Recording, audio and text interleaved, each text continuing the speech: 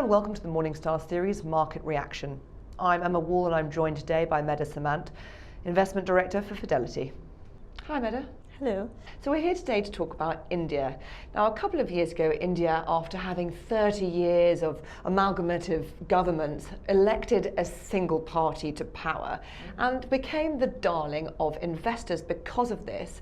However, after that, it suffered losses in the stock market as it sort of came off the boil. Where are we at now? Well, that's a very interesting question, Emma. India has been a key overweight in our portfolios, in Fidelity's regional portfolios, despite the markets having underperformed in the recent past. And there are a number of reasons for that. The first is that we strongly believe that India's macro story, when it comes to its top-line GDP growth, is well intact, especially if you look at the low growth environment that we are in today. The other reasons are that reforms are well on their way ahead.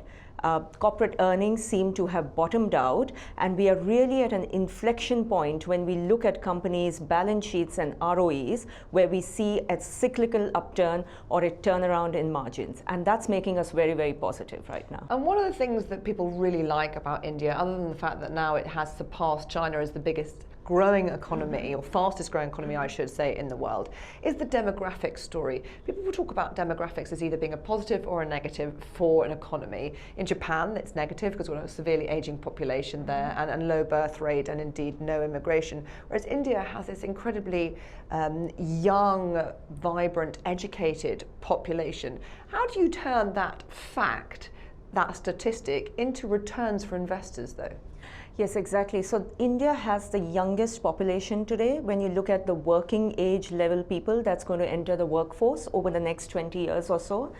And that's the biggest long-term story which is intact. So it's really this attractive demographic profile which is supporting India's structural long-term growth drivers.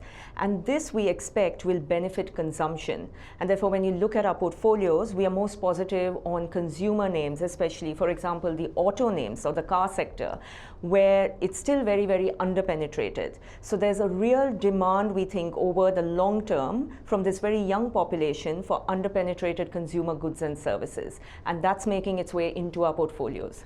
And why then did we have this period of underperformance? Looking forward, are you feeling more positive? What has changed, or is it just the fact that we needed to take a little while for the government's policies to take hold?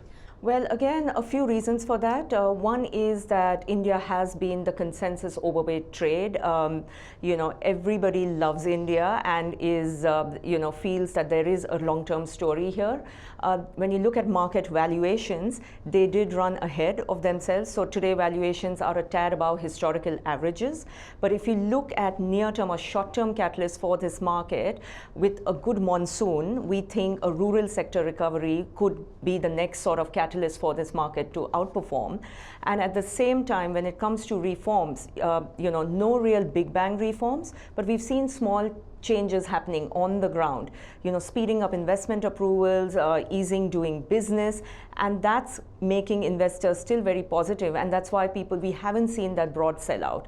Of course, when you look at the risks or the concerns that we have, one is inflation. India is running above average inflation, and an unexpected hike in food prices would mean that the RBI puts its monetary policy easing on hold. So that's one factor that we need to watch out for. And the second is about the economic recovery for it to continue, because although the government spending, the private sector cycle has still been pushed ahead. Medha, thank you very much. Thank you. This is Emma Wall from Morningstar. Thank you for watching.